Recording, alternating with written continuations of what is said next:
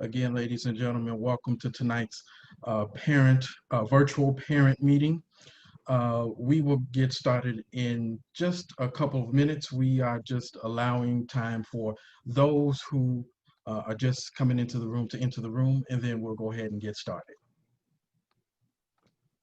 We'll get started at 6:03.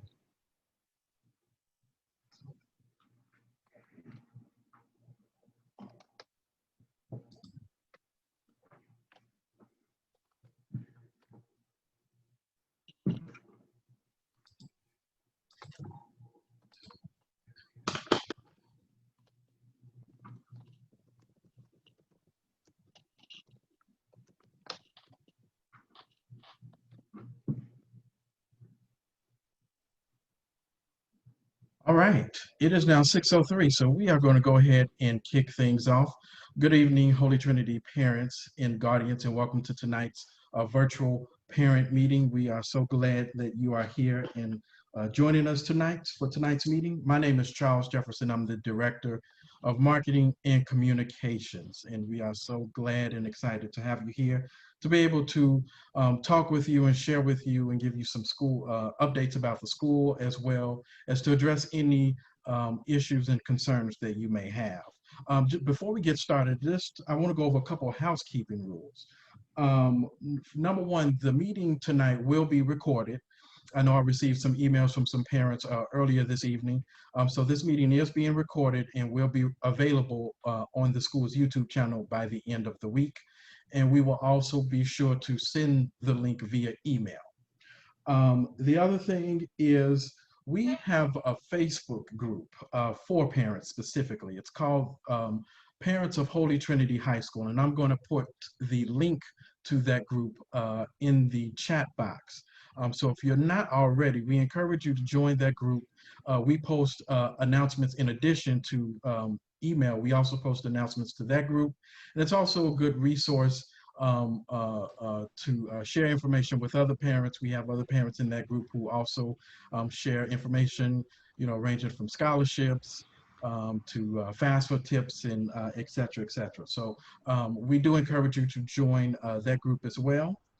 And then also the way that tonight will be structured. So after I finish my opening remarks, then I'll turn it over to our president. And then after that, you will hear from our assistant principal, Nara Mahone, and then our principal, Dr. Paden, and then finally, Mr. Jonathan Tarasi, who is our director of technology, who will touch on some key things that we want you to know for tonight's meeting. But we will have a Q&A session at the end of the presentations tonight. And so at the bottom, like lower third of your screen, we have a Q&A box as well as a chat box. We strongly encourage you, any questions that you have, please submit them via the Q&A or the chat. We will be monitoring those throughout the night. And then at the end, when we do our Q&A session, we will do our best to address any and all questions that you may have as parents and guardians. I believe that's it. So before we jump in, I want to go ahead and introduce these lovely faces that you see here tonight. We're going to start with up here in my upper left-hand corner with our Director of Technology, Mr. Jonathan Tarasi, who you will be hearing from a little later tonight. Right below him is our principal, Dr. Quincy Paden. Below him is our president. Many of you, he's a very familiar face, President Tim Bopp. And then we also have joining with us our Dean of Students, Dr. Bernada Baker. And then right here, right above Dr. Baker is our assistant principal, Mrs. Nara Mahone. So these individuals you will be hearing more from tonight. But without further ado, I want to go ahead and turn it over to our president, President Tim Bopp, who will give some opening remarks and also lead us in prayer. So, Mr. Bopp. Thanks, Mr. Jefferson, and good evening, Holy Trinity family. We are excited to be with you tonight, and we thank you for taking the time to be with us, given your busy schedules. One of the things that Holy Trinity has always emphasized is the importance of communication. Really, communication is a key to our success.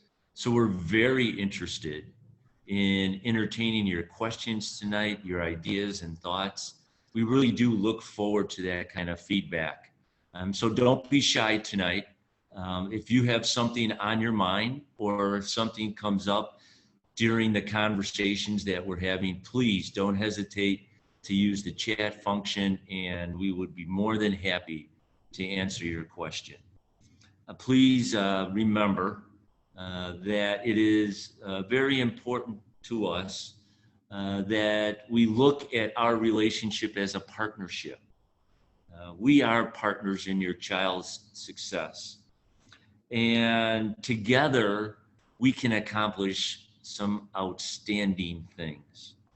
And we will always remember humbly and thank you for your trust in us in choosing Holy Trinity for your child's education.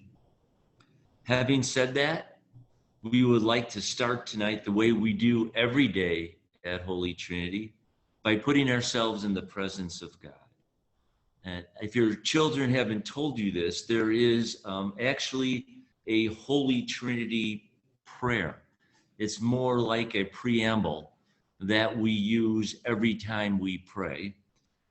It was actually created by Holy Trinity faculty and staff several years ago at their retreat. It starts with the leader saying, "By the power of your holy cross." Then all the participants join in by saying, "Transform our hearts and minds." The leader then indicates that in your name, and the participants refrain, "We may transform the world." So I'll say that tonight, but now you know it. It's going to be like a test. So the next time we get together, we're going to see if you can remember that preamble to our prayer. So in the name of the Father and the Son and the Holy Spirit, amen. By the power of your holy cross, transform our hearts and minds, that in your name we may transform the world. Provident God, we give you thanks for these wonderful parents, their students, and their families, our faculty and staff members, the Brothers of Holy Cross, our generous donors and board members, and our network of alumni around the nation and the world. Grant us your wisdom and vision. Gift us your humility and humor.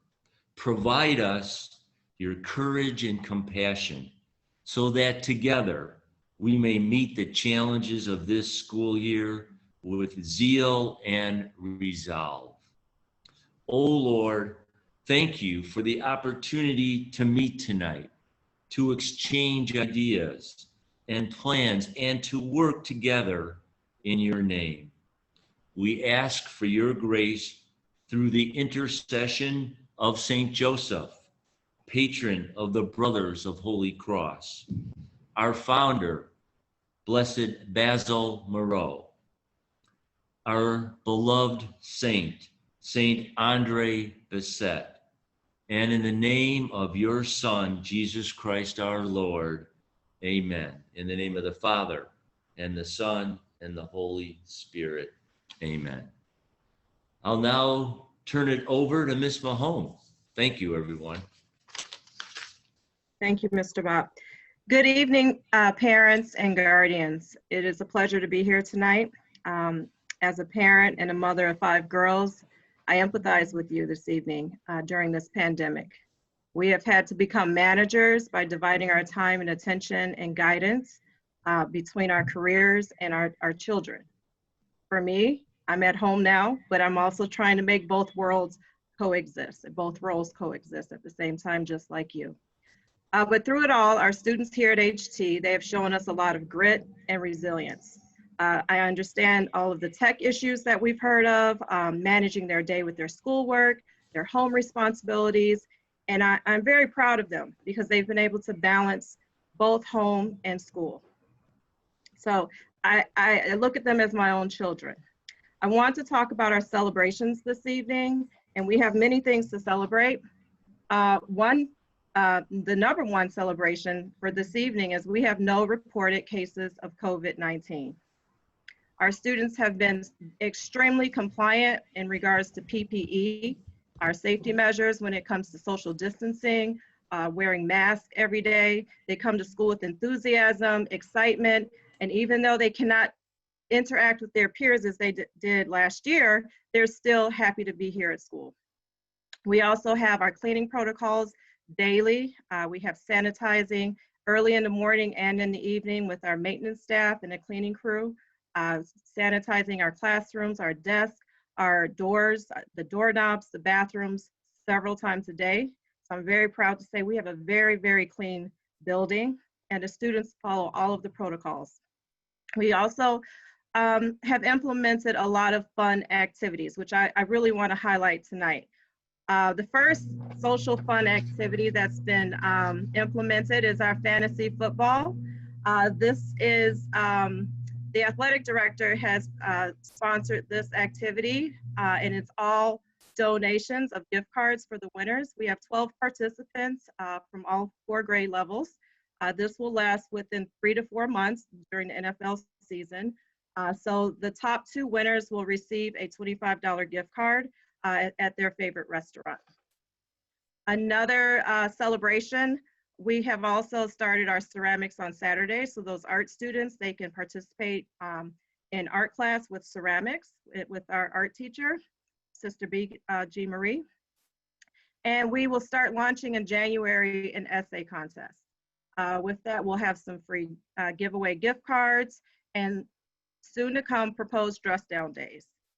So please look forward to hearing that communication and select prizes.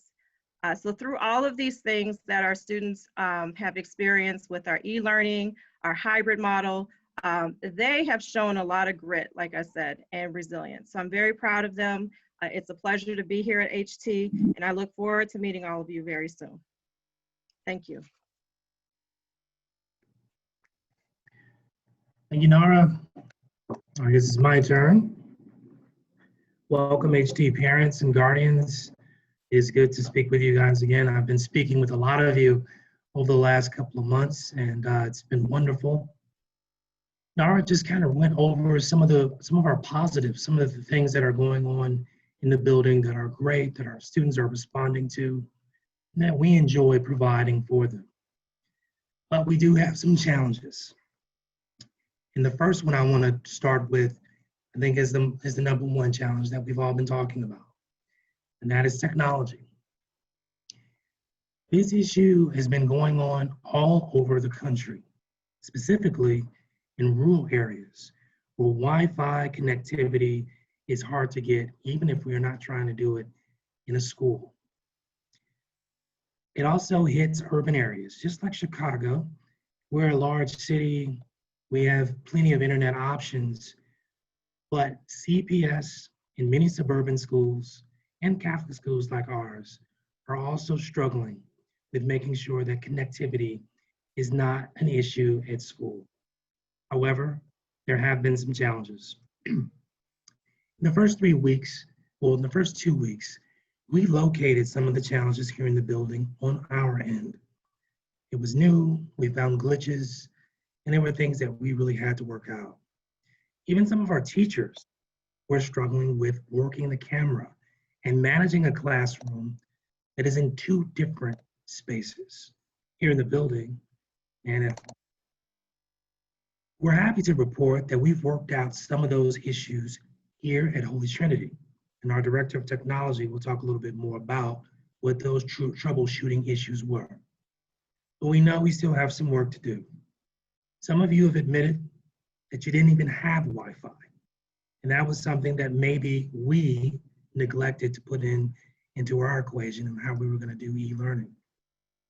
Some of you have told me that the Wi-Fi that you are receiving are from a company that maybe you found, but has proven to be unreliable. We understand that, because now Wi-Fi has become perhaps the most expensive school supply ever, because it's something you have to pay for every month. We have been empathic to that, and we've actually purchased several mobile hotspots for our students who have had some real challenges as it relates to Wi-Fi. The good news on that end is that every student who's gotten a mobile hotspot, we haven't gotten any reports or complaints about it working or not working.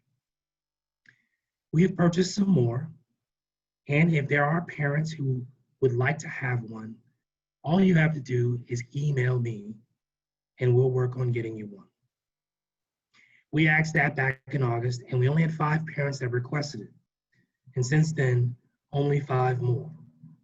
So we're taking that as Wi-Fi and connectivity issues are improving, although we still got a little ways to go. In addition to that, I'll be meeting with our teachers tomorrow on how we can better deliver e-learning instruction. We understand that back in the spring, we had to turn on a dime in order to provide e-learning for all of our students right when the pandemic broke. And instead of going weeks without any type of instruction, as we saw in some other schools, we went right back to school from Friday to Monday. Now, we understand that that might not have been good enough. Many of our students went several days without having any connection with their teachers. And we understand that that makes learning very difficult. This year in the fall, we decided to install cameras in all of the classrooms to ensure simultaneous instruction from here at the building directly into your home. But as I mentioned a moment ago, Wi-Fi, connectivity issues, calls dropping, lag times, and voice disruption has been an ongoing problem, and for some of you, a severe problem. We understand that. So when we meet with the teachers tomorrow, we're gonna put our heads together and find a way where we are less reliant on technology and perhaps alleviate some of the strain that has caused some of you. We wanna make sure that the same level of high-level instruction that Holy Trinity is known for still exists, even in the time of a pandemic. And that is my goal and promise to you. We've had some other challenges as well, namely attendance. Now, first and foremost, I want to say this. We have actually discovered in a very common, routine way, almost every week, where students do not come to school and parents do not call us to let us know. Every year your child has been in school, if for whatever reason they were absent, perhaps because they were sick or they had a doctor's appointment or something else, you were charged with calling the school's attendance officer and letting them know, thus letting the school know that your child will not be in the building that day. For whatever reason, that has not been happening here at Holy Trinity as often as I would like. If you know that your child is not coming to school that day, for whatever reason, you must call us. If you don't, your child will be marked absent. There is a limit to how many absences we can take without, number one, calling you in for a meeting, and number two, dismissing your child from school and/or discussing credit recovery options that your child will have to do in the summer. Now, for some of our juniors and seniors, we know that they need to work in the summer. We don't want credit recovery. For those of you who don't know what that is, it's basically a technical term for summer school to interrupt that. Number two, cohort issues. Mondays and Thursdays are usually for blue cohort students, as many of you know. Tuesday and Fridays are for gold cohort students, about 90% of the time. And as we see today, Wednesday is for e-learning. Now, we anticipated this happening a couple of times, but we want to make sure that you and your child knows what day it is in which they're supposed to be in the building. Obviously, this conversation is for our hybrid students. So if you're in a blue cohort, we expect to see you tomorrow in the building. If you're in a gold cohort, we expect to see you the next day on Friday in the building. If a student comes on a gold day, but they're a blue student, what we've been doing is investigating why this happened.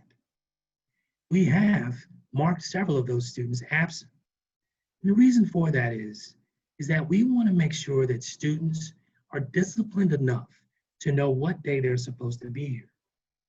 But we also want to guard against are any students who, for whatever reason, let's say they're a blue student and it's Thursday, but they don't feel like coming to school. So they say maybe to you and perhaps us, they would like to e-learn that day. That is not prohibited. And the reason is we don't want to open the floodgates for students to dictate when they come to school and when they don't. All of our parents signed in on a survey back in August, letting us know their attendance preference. We will hold you to that. So if your student is a blue student, every Monday and every Thursday, about 90% of the time, we expect to see them in the building. Now, we have been empathic to a few things. Sometimes things happen. We understand that some parents don't want their kids on CTA, and we're empathic to that. So if your car breaks down or something like that happens, please let us know, and we will accommodate your family and your student in not coming to school that day. However, if it's not something like that, something catastrophic, something spontaneous, something that could not be accommodated for, we expect your child to be in the building. Now, the next part is where attendance meets technology. We understand that some of the students will try to call into the call, or click on the call, and for whatever reason, there might be a technology issue.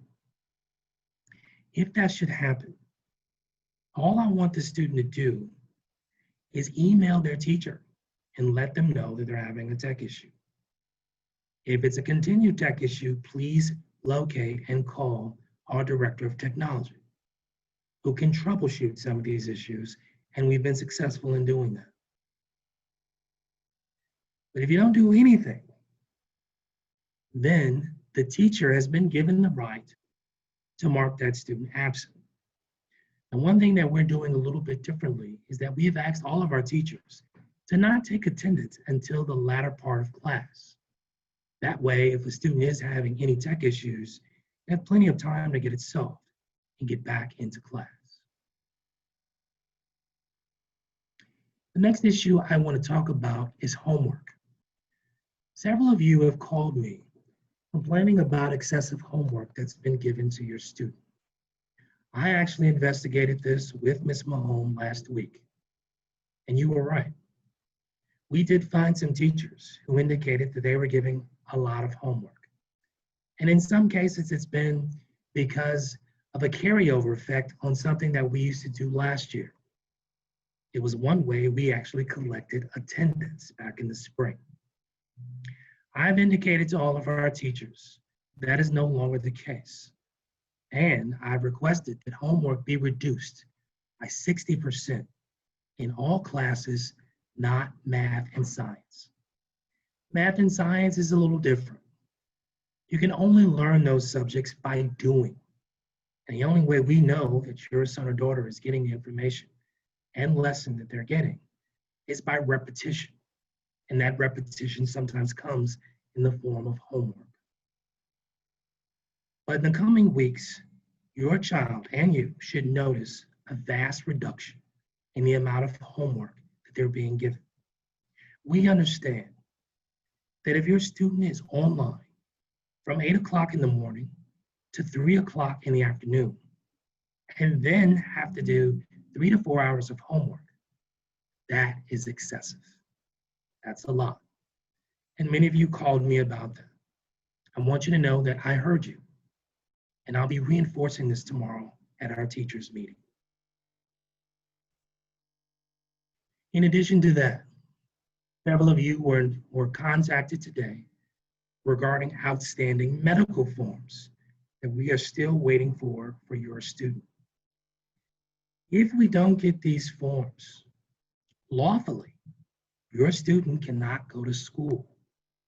We need to know if your student has been vaccinated for childhood diseases like smallpox, the mumps, measles. We have to know that information to make sure that all the other students who have turned in their medical forms can be certain of their safety as it relates to these other childhood diseases. So if you have not turned that in yet, please do so as soon as possible. There is a deadline, and if we get closer to the deadline, which I believe is October 7th, we'll have a meeting.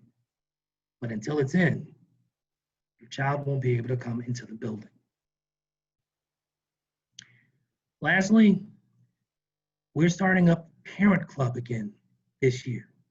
Parent Club was something that began last year and had some great success. I will be leading Parent Club myself. The first meeting is next Wednesday, October 7th at 3:30. I'm inviting all parents, especially dads, which we do not have right now, to join Parent Club and work in partnership with me, Ms. Mahone, and the rest of our administration in leading our school and our students through this incredible year that we're having. When I say incredible, I don't mean great. I mean not so great. We need your help. We also need your help in making sure that your students are going to class, but even more notably, doing their work. I interviewed several of our teachers last week and pulled a grade report on Monday. And I'll have to be honest with you, didn't like what I saw. Several of our students are really struggling. But one of the primary reasons why that is because many of our students are not turning in their work. That doesn't always mean homework. Even in-class assignments are not being turned in. If it's not turned in, it'll be a 0, and it'll hurt your students' grades. We want to make sure that doesn't happen anymore, and that all of our students are back on good academic footing. At this time, we want to talk a little bit more about technology, because we understand it's been the singular greatest issue and challenge that we dealt with thus far this fall. I'm going to turn it over to our Director of Technology, Mr. Jonathan Tarasi, and he's going to talk about some of our troubleshooting issues and upcoming parent-teacher conferences that'll be coming up in a couple weeks. Go ahead, John. Thank you, Dr. Paden. So this has been a learning process for all of us, and we are continuing to grow and refine our methods as we go on, and it's a whole team effort. And over the course of the weeks that we've been in school so far, we've learned a lot, and when we've really been able to pinpoint what are the most common issues, what are the most common solutions that we can apply, and where are those solutions, things that you can apply or that the student can apply before having to come into class, because we know that part of what makes the pandemic so difficult for all of us is coordinating class, coordinating your presence in school. So of all the issues that I've encountered, and these are whether I've dealt with them directly or heard from students or heard from teachers who are advocating on behalf of their students, one of the most common things is that the Chromebooks slow down throughout the day. When we purchased these Chromebooks, we did not have this use case in mind, as you can imagine. They're mostly intended to be versatile devices, but devices that can handle mostly light browsing, and were meant as a companion in the classroom and as a resource for study, maybe some media viewing like videos and audio at home for homework. They were not purchased with multiple hours of video conferencing in mind.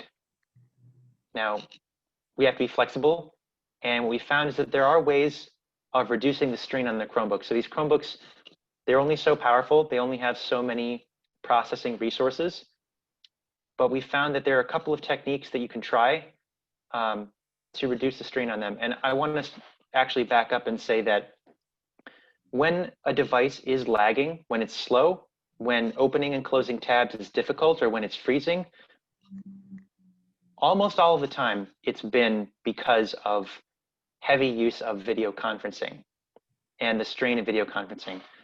But what I instruct students to do when they come to me with this problem, or what I instruct parents to tell their students, is that if this is happening, there is a way in most of the video conferencing software that we use to reduce the number of videos that are sent to the participant. So if the student has their software open for the meeting, they can, instead of receiving all the video from all the other students who are online, they can set it so that they can only receive the teacher's video. And so instead of processing a dozen or more videos, it's now only processing one video. This has the effect of reducing the strain on the Chromebook significantly, and it alleviates a lot of the lagging, and it allows the student to pursue other work. But part of the equation is also making sure that tabs that aren't needed for class work are closed. So again, there's only so many resources that the Chromebook has at its disposal.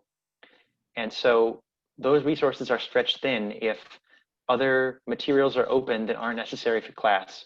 So what I recommend to students, any student that visits me with problems, and what I recommend to any parent that asks me for advice, with, expresses their concerns, is to close any tab that's not needed for schoolwork and to reduce the number of incoming videos.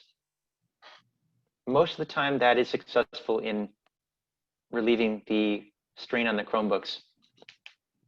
Another thing that works is during lunch hour or during other periods when the student may not need the Chromebook, it's good to at least close the screen, set the Chromebook aside, and let it have some time not being used for anything in particular.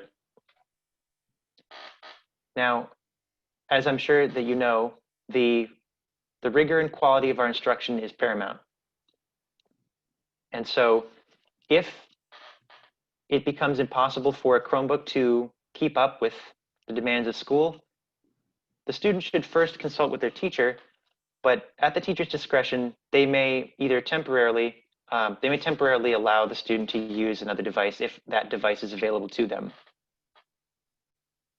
Now, the teacher does reserve the right to require a Chromebook for certain assignments like tests, where using a Chromebook is required to ensure that the test is taken with integrity. But in those instances where another device would suffice and the Chromebook is not cooperating, teachers are generally amenable to making that accommodation. All this material that I discussed has also been made available to students. I've written a guide that covers a lot of the common issues that a Chromebook might have, and I've sent that out to students. So if they're coming to you and expressing their worries about their technology cooperating, just tell them that they have that resource. It should be in their inbox. If they need another copy, I'm happy to send it. If you'd like a copy, I'm happy to send that as well. We're also asking teachers to alter their teaching style to accommodate the extraordinary circumstances that we're in. And so, for instance, as I said that Chromebooks can only handle so much, we're asking teachers not to give Chromebooks more than they can handle. We've asked our teachers not to, for instance, require students to view videos during a video call in class. Much of the time when teachers attempt this, it's just more than the Chromebooks can handle, and the students who are online will fall off the call a lot of the time. So we've asked that if a video is a component of a class, that they include this either for some asynchronous time during the school day or as part of the homework load that we are still assigning. So again, this is a process, and as we learn better what works and what doesn't, we will continue to refine this. So the other thing that I wanted to talk about was giving you a heads up as to what to expect with parent-teacher conferences. Obviously, the logistics are immensely more complicated when we're not able to meet in person, and making sure that teachers' time is divided up so that they can give their students and their students' parents as much time as they can. We've recently set up scheduling software that allows you to schedule parent-teacher conferences and view teacher availability as they have that availability. So in the very near future, you'll receive a communication from us, and it will have a couple of things. It'll have a link to software called Meet the Teacher. So it'll have a link to that website, that service. And it will also include a code for your student, along with some concise instructions. What you'll do is you'll go to that website and you'll fill out your contact information. Specifically, you should input the contact information that's the primary contact that you gave us for your student. You'll also input, so you'll put your contact information, you'll input your student's name, and you'll input the code.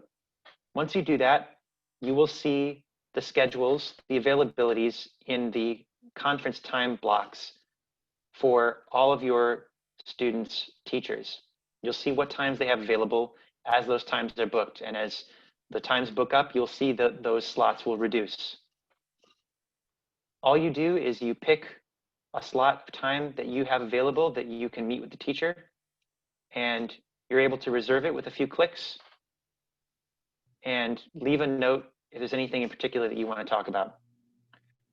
We will include instructions with the materials that we send out, but this is just a heads up to expect that email and to have a basic understanding of what that's going to entail. But once we set those up, you'll be conferencing with teachers at your assigned time. And as always, if you have any questions about this or any other concerns, you're free to contact me.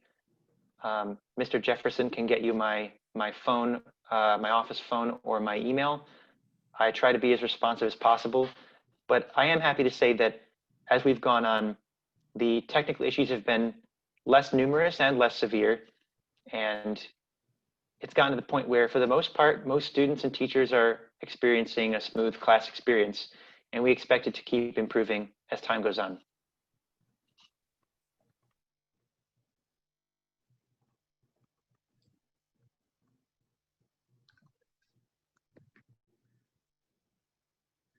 Thank you, Jonathan. At this time, we would like to ask those parents that are still on the call, if you have any questions, please feel free to ask us in either the chat box or the Q&A box. I'll be handing it back over to Charles, and he will moderate our question and answer session. Yes, we have a few questions that are that some parents have already submitted. I'll start with the first one from Miss Kira Humphrey, who asks, students that are e-learning, will there be, and this is a question that I want to direct to you, Dr. Paden. Will there be students that are e-learning, will they be able to participate in ceramic club, an essay writing club that will be coming up in the next couple of weeks? Also, are there any additional clubs or organizations that students can participate in virtually? And I think you've already typed the answer, but just for. To my knowledge, all clubs and organizations ran by students are virtual. So they can definitely participate. And if there are any students that are wanting to participate in a club and organization, we'll be setting up a virtual club and organization fair where those students can join any club that they would like. As it relates to Ceramic Saturdays, that activity actually was specially designed for e-learning students. So as long as they had their parents' permission, they're more than welcome to come to the building and attend that free art class. As it relates to the essay writing, it's more of a contest, not necessarily a club. We have some $100 gift cards that we'd like to give away. and we'll be launching that in January. Okay. And a question that has come in, can families choose the hybrid option now, or would they still have to stay with full e-time learning? Dr. Paden. These parent meetings that we're having right now, we will have every month. So we'll have one in October and we'll have one in November. The one in November, we will give instructions on how to set up your attendance preference for the spring. As of right now, if you're e-learning, you're e-learning. We have made some specific, we've accommodated some families if their child had two things that we felt like we did have to accommodate. Number one, if your child does have a documented disability or an IEP that we are not aware of. And then number two, if your child has any kind of mental health challenges where e-learning probably would not be the best method for them. So long as the parent is okay with it, we can change their attendance preference as early as tomorrow. They have to meet one of those two conditions. The next question, I believe it's more of a statement, and I'll direct this to both Dr. Paden and Mrs. Mahone. But the statement reads, I think that when a student has been in classes online except one, and the child has sent both the teacher and the attendance office an email explaining they had technical issues, maybe an email and or phone call shouldn't come through as quickly. Let's investigate first. We have a lot going on that becomes another stressor. So I'm going to open that up to either you, Dr. Paden, or Mrs. Mahone to respond to that statement. As I mentioned earlier, we've directed our teachers to not take attendance until the latter part of the class to avoid this particular situation. If that's still not happening, then I will address that to them tomorrow when I meet with them at 3:15. That has been somewhat of a cure-all as it relates to if a student is late or if a student is or is not in the class. I hope that answers that question. If there are some discrepancies after class, our attendance office has been making accommodations and fixing errors. So we've been going through the list daily, and she sends emails to teachers almost hourly to make sure attendance is entered in correctly. So if there was a student that was kicked offline, we try to mitigate that before the end of the day. Okay, next question. Thank you. Next question we have noticed that they have been taking attendance at the beginning. Our son has received 2 skipped class notices for being 2 minutes late. Also, thank you for assisting with the homework. Our son has been doing homework till midnight to keep up with the workflow. Yeah, that's way too much. And we are sympathetic to that. So we've already begun that conversation with our teachers. Many of our teachers have already reduced their homework by 60%. The math and science, a little bit harder to do for the reasons I mentioned earlier, but we're working with them as well in terms of not giving homework that will take more than 45 minutes or an hour to do, to kind of alleviate the strain for e-learning students. All right, thank you. Another question, or actually a suggestion rather, can Wednesdays be a day to either make up assignments or if they need additional help from their teachers or advisors? As Dr. Paden has noted, the screen time and amount of work in and out of class has put a tremendous strain on children. Agreed. And yes, Wednesday is being used that way. Some of our teachers have already gone to a more flexible class style on e-learning day in an effort to alleviate some of the strain. All right. Next question, will there be any changes in the e-learning program like the way e-learning is? I do not like that my child is on calls all day. I think we've been addressing that. The hour break is not enough. Kids are on the computer 8 to 3 and longer due to homework. Some kids do not finish homework until 2 a.m. Dr. Paden or Mrs. Mahone. Yeah, the homework issue, I agree. It's definitely been an issue. And again, I'm going to reinforce this to the teachers tomorrow. Several of them have already, I'd say more than half of them have already reduced it by 60%. When I say 60%, I mean giving homework assignments only once or twice a week. The remaining days, no homework. And that's with the emphasis of quality versus quantity. So we want to make sure we're measuring learning through the quality of work and not just rote memorization through worksheets and things like that. Mrs. Mahone, I think this is a question for you. It is regarding the upcoming ACT test. The question is, my son and I received an email regarding his upcoming ACT test.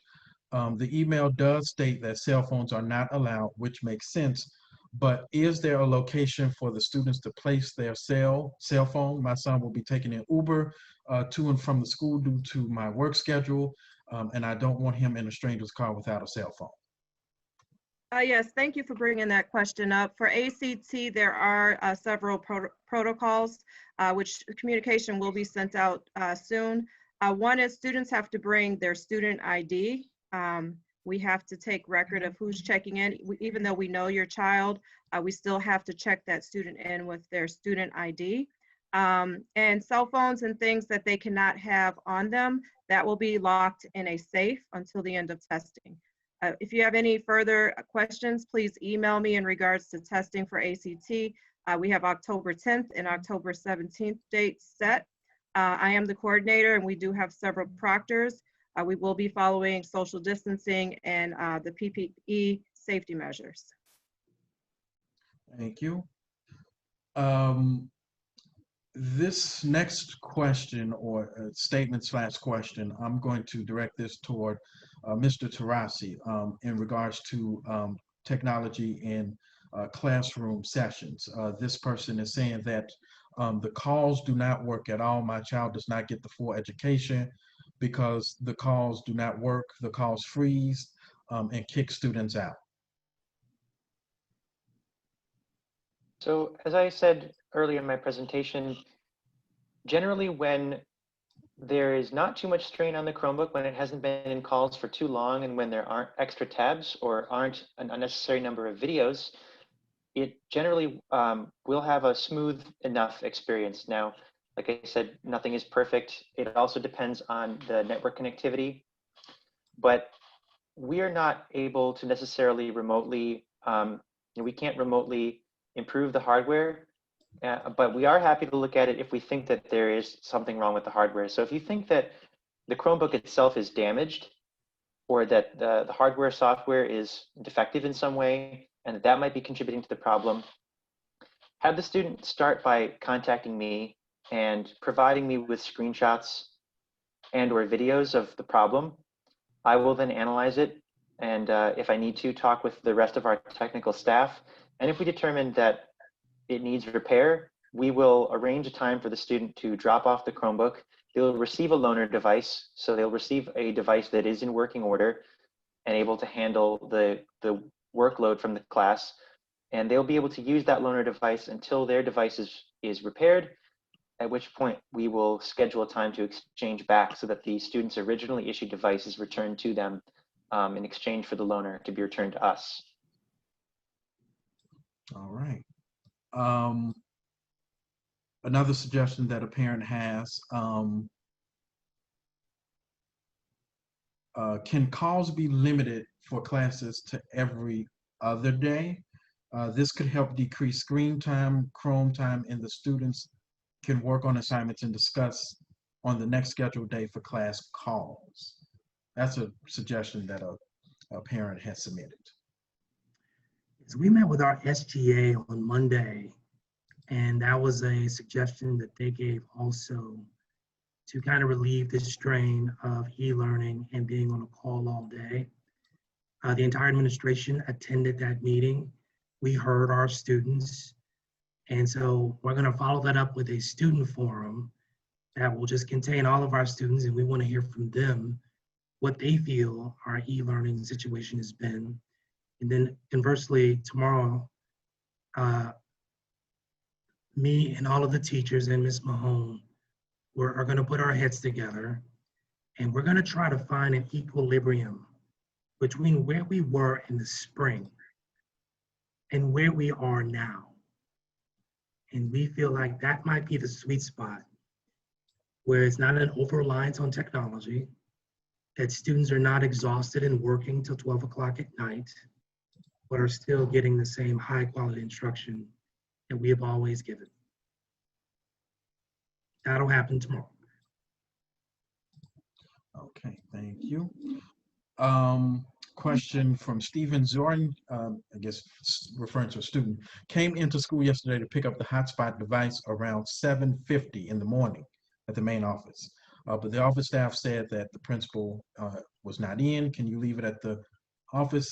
Can you leave it with the office staff so he can pick it up this Friday morning? Even your hotspot is in the technology office on the 3rd floor. You're free to pick it up at your leisure. Okay. The next question, does the school have mental health services for the students if they are dealing with the stress of school as well as outside of school, like losing a loved one, etc.? If so, who should the student or parent reach out to? Nora, you want to take that one? Yes, we have our 2 on-staff counselors as well as partnership with United Stand. Several counselors come in a few times a week with United Stand, and they work with students in small groups and individual counseling. We have partnership with Youth Outreach Services as well. And our counselors are amazing. They have a ton of resources. They've been very proactive supporting our students as a whole. And students that have more significant SEL issues, loss of a loved one, different situations that are happening due to this pandemic, they are available at a drop of a notice. So just have that student stop down to the counseling center anytime. They don't need to make an appointment if it's a crisis. If it's something that can wait, they can email the counselor or myself, and we can get them scheduled in. All right. Next comment. Teachers do not change the homework amount for juniors and seniors, so they are still getting a lot of work. And that is a comment from a parent. Yes, the homework issue came to a head late last week. So if you have not seen a reduction yet, it's because this instruction went out to them literally about 4 or 5 days ago. So in the coming weeks, all students should see a good reduction in the amount of homework that they're being given, freshmen through seniors. Next question, and I think Dr. Paden, you had already answered this, but just to repeat the answer again, the question is, why can't homework be reduced in math and science as well? My child seems to have the most homework from those 2 subjects.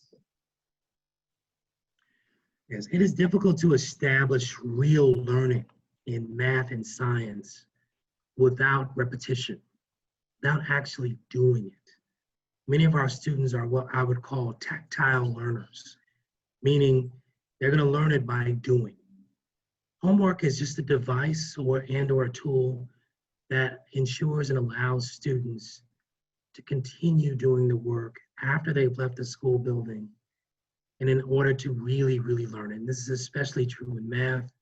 There's a ton of research that supports that notion. And I've spoken to our math teachers about it.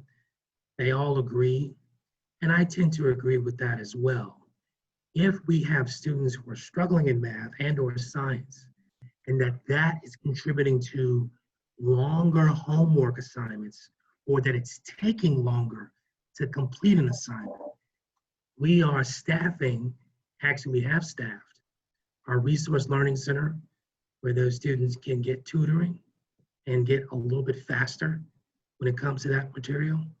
All of our math and science teachers are here beyond 3 o'clock to meet with students to ensure that they're getting it and or help with their homework. If you are an e-learning student, and this is the situation that you're in, you must connect virtually with either our RLC coordinator, and her name is Taylor Wallace. She has reached out to all of you twice in the last week, and or your teacher, who you do have access to every day. I encourage you to do so. Homework is somewhat important, but we are lessening the priority to give homework every day. So there still will be homework, just not every day. All right.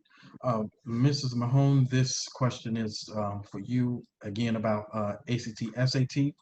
The question is, when will juniors start discussing ACT/SAT with their counselors, as well as when will parents be reached out to start discussing this, as well as college scholarships, etc. Yes, for ACT college prep, we've already started those conversations with the counselors. Our counselor that's in charge of the seniors, she's sent out a ton of resources to all students in regards to ACT prep. Our counselor that's in charge of juniors, we've been in discussion, and we actually have communication going out within the next few days in regards to practice prep ACT. And there's 2 programs. You'll be hearing more information soon. And it's a paid program, either through a scholarship or through criteria where you meet Title I qualifications. And the 2 names are the ACT UP program and the Academic Approach program. And those programs have different requirements, but your student will get a chance to practice taking those ACT prep tests, their retired ACT tests, and work on study skill, habits, organization, and that happens for a period of time, 6 to 12 weeks, before the April 17th ACT test. So communication has already gone out, more communications to come, especially for juniors. And for all students, 9th through 11th graders, they just recently taken the Cambridge test, which is a baseline of their reading, math, English, and science. Those students took that test last week. We had a few students had to take some makeup tests. Our results are in, so you'll get more information on their scores, as well as areas of growth and areas that they're strong in. So we'll be using that baseline to accommodate and identify skills that they need more support in for those ACT prep tests. Dr. Paden, if you could, I think somebody missed the answer that you had to the hybrid switch. Would you be able to repeat that again? We will have this meeting once a month. The one in November, we will talk about, and I'll give instructions on your attendance preference for the spring. Now, I will say this. Those of you who are thinking about switching from e-learning to hybrid, we welcome you to do so at that time. As of right now, there have been not one reported case of COVID-19 in the building. And as Ms. Mahone indicated, our cleaning protocols have been exceptional. The students have been exceptional. Every day I walk down in the cafeteria, they're 6 feet apart. In the hallways, leaving the building or passing to another class, 6 feet apart. I don't think I've gotten one complaint from a teacher or staff member about a student not wearing their mask. My point is that Holy Trinity has done everything it could do to keep our kids safe while in the building. So if there is any concerns about that, I hope that can allay them. And if you do feel comfortable sending your child to the building, please do so, beginning in January. Thank you. The next question is, can we get some leniency on cameras? My student has had technical difficulties with the camera, and even though they are engaging, some teachers seem to get upset as the situation is out of their control. I'll direct that to Mr. Tarasi and Dr. Paden if you want to weigh in on that as well. Yeah, I'll go first. I'm not exactly sure what out of control means. I think teachers just want to see your face.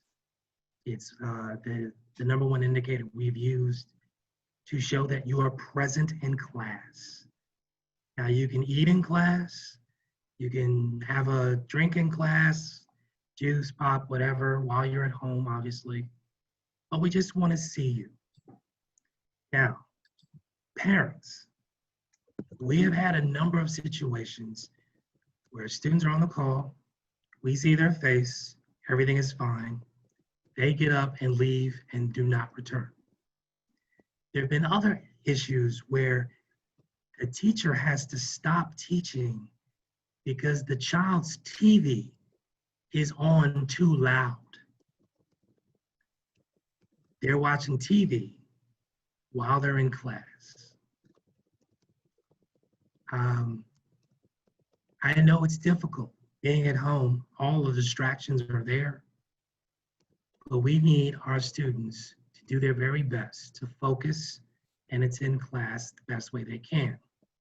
As I mentioned earlier, we're going to try to decrease our reliance on the camera and on the Chromebook as much as we can. Jonathan, do you have anything to add to that?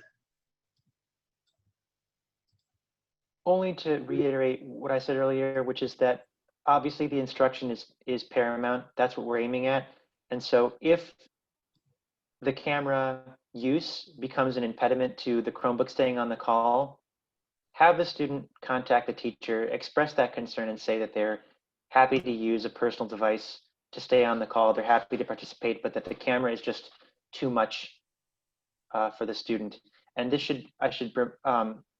I should reiterate, this should be after trying to reduce the number of videos coming in and after trying to reduce the tabs. But if those steps are taken and the camera is still causing too much strain, most teachers, if it's not a test situation where a call needs to be, or where cameras need to be on, they will generally be happy to accommodate that need. Okay. Speaking about that, someone just stated that their son's teacher was told that they couldn't eat in class. At the teachers meeting, Dr. Paden, they're asking, could you share with the teachers that they are allowed to eat in class, mostly if they're muted? That's what the request/statement was. They may eat, I'll reiterate that to the teachers, and for homeroom and/or lunch and study hall, e-learning students do not have to do anything as it relates to the camera or be in a class where they don't have to be in. Those are considered breaks. And we want our students to take a break during lunch, homeroom, and if they have a study hall. This next question I want to open up to you, Dr. Paden, and Mr. Bop. This is from a parent who is saying, is there any way the school can organize something special for the senior class? I feel like they are missing out on so much right now given this pandemic. It's a great question. I've been getting a lot of questions about the senior retreat, which is a multiple overnight stay at an outside facility that normally happens in the spring. We have moved all retreats to the spring with the hopes that if things do improve and/or if facilities can maintain appropriate social distancing, that we would consider still having the senior retreat. If not, this notion of the seniors losing out on their last year is not lost on me. My staff will be working to make sure that all seniors will have options to have some fun, to do some things that we've done in the past, albeit it may be a little different, to make sure that they go out with a bang and that their senior year is as enriching as possible. Yeah, I share with Dr. Paden. This is not lost upon us. We have discussed this many times. So we are focusing on this at this point with the rules that have been promulgated by the CDC and the Illinois State Board of Education. Our hands are a little bit tied. So we are merely delaying things at this point, not canceling anything. And we're hopeful that as time passes, we'll be able to reinstitute some of our traditions. Obviously, there will be a time when we'll have to make that decision of whether or not we have to be more creative and we can't go to those things like the retreat that Mr. Paden talked about, or the Kairos retreat, or some of the other traditions. But at this point, we're not there yet. We are hoping that things improve. It might be a very busy second semester for seniors, but we'd rather postpone than cancel at this point. So don't give up hope. We have not, and we're watching the situation very closely. Thank you. This next question is, when is the student survey going out? Dr. Paden, Ms. Mahone, do you have an answer for that? Which student survey? If the person, because the person submitted this question anonymously, but if you want to state which survey, but there's another question that we have here in the chat, or it's a question that says, a couple of weeks ago, my student stayed after school to work on a project for engineering class. I asked how many students were with him. He said he was alone because the other students were e-learning. The parent is asking, how does that make sense that he would work on the project alone? We have a number of classes that have less than 4 or 3 students in them. And if this is a robotics class, and I'm assuming that might be it, Jonathan, do you want to jump in?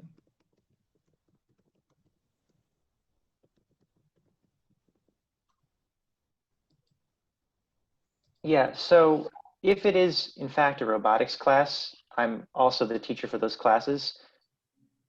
One of the challenges different classes have different degrees of challenges with adapting their curriculum and their lessons. Some require more creativity than others. With robotics, it's difficult to teach a subject that involves a lot of hands-on activity when we can't get our hands on. So we are in the process of using a software that replicates the robotics experience to an extent. And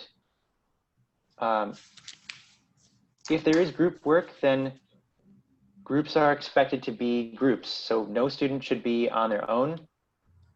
If students are formed into groups, then every student will have classmates to work on the project with.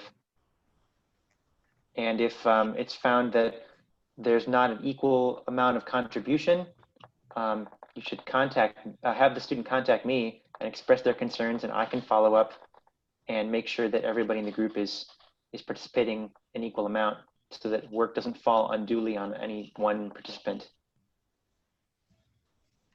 There have been some cases where we've had classes, as I mentioned, with 3 or 4 students in it. That's just kind of how it fell when the number of students who went to e-learning increased. So there might have been students in that class before school started, according to our records. But as the semester went on, many students went to e-learning and left that class and learned from home. Yeah, that is something important to note about cohorts, is that when we formed the cohorts, when we were doing the scheduling, I believe it was in July, we arranged it such that most of the time, for most classes, there would be an even split into two cohorts. Now, because of schedules, wanting to preserve student choice in taking electives, that meant that some classes, this would not be an even split. So, I have a class where I have no students in the gold cohort. So for me, it's an e-learning day for that period of class. It's just me in front of my computer. And so again, the e-learning threw that off even more as people are exercising their right to go to full e-learning. Okay, we've had one other question that has come in. Dr. Paden, I'm going to direct this to you. It's a request. In the teacher meeting, can you please stress that teachers are staying on top of entering grades regularly as they expect the students to turn in work on time. I keep getting weekly Schoology reports with unfavorable grades, and my child says it's because of the assignments that have not been graded yet. Excellent point. Nara and I have been meeting about this, and I think this is the second item on my agenda for tomorrow. That is something that has to improve. I know parents are checking that. Please continue checking that. And if this does not improve, let me know, and I'll take it from there.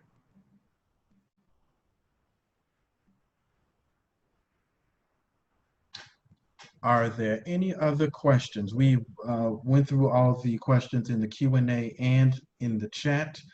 Are there any other questions?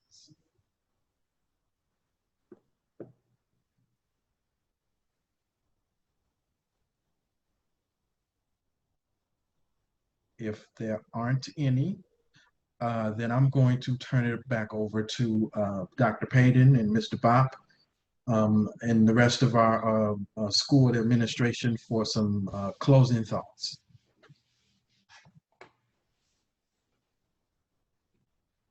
Oh, we have one. What is the best way to reach out to any of the staff? Email. Yeah, email. What specifically, what topic? It depends. There's a lot of staff at Holy Trinity, business office, development team, counselors. So there's a lot of different areas of the school, but a website has our email address on there. Yeah, I think so. A couple people have said, that when they email certain people, that they don't, necessarily get a response. I'm not sure if either of you want to address that, but I think that was one of the other things. Somebody who just said, "Well, I don't get a response." Well, that's not acceptable.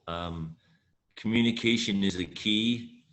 If you're reaching out to get some information, you should get a response. So if it's a staff member that you're looking for and you don't get a response, please just contact me.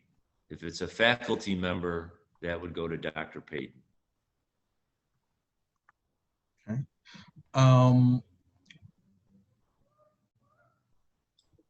Okay. Somebody said, Dr. Paden, that they would like to meet you in person. Can I schedule a date to meet Dr. Paden? This is my son's senior year, and I'd like to meet the principal. Best thing about this job, meeting with parents. I am wide open. I think that is from J-Lo. All you have to do is send me an email or give me a call. And the school phone number, I'm sure everybody knows, my extension is 30 22. That is my direct line. You can get me and we'll schedule an appointment.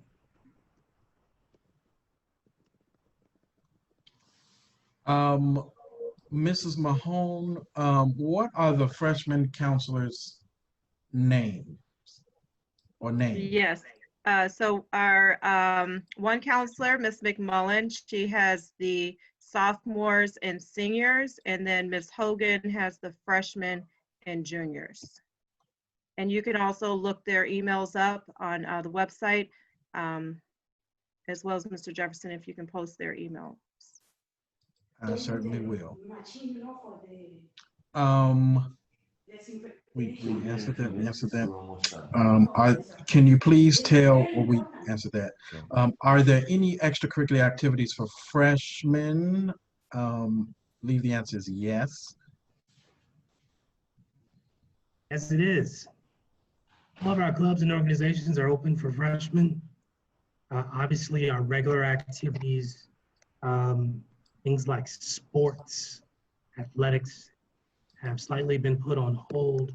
Although some of those teams are meeting, they're not playing competitively against other schools, but they are doing strength and conditioning, things of that nature. If you have an interest in sports, you need to see Taylor Moore, who is our athletic director. As it relates to school clubs and other activities like that, I would direct you to Ms. Jordan Zeno, who is our director of student activities and one of our English teachers, one of our best teachers, and she can help with that. I think these would be the last two questions / comments. Carla is asking, how often do counselors meet with students? My freshman has not met with his counselor. I know they've been scheduling meetings. If there's a particular issue that you're having that needs to be addressed immediately, if you can just email me and I'll make sure the counselor or the counselor, we can discuss that later. But they are scheduling meetings with students. Right. And the last thing, if I see issues in Schoology, these are just, questions that keep coming up. If I see issues in Schoology about attendance, who do I contact? I think it's issues from the beginning of the school year. For example, it shows 6X under attendance in HR. I'm assuming that's homeroom. That's correct. Our attendance officer is Ms. Alejandra Saavedra.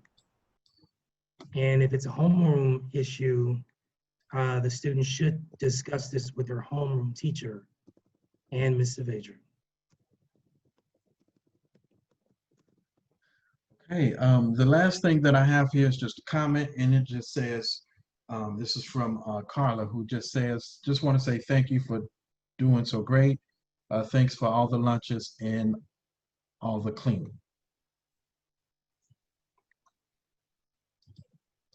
You got it, Carla. Yeah, we appreciate that. Thank you very much. Thanks for having the confidence and trust in us.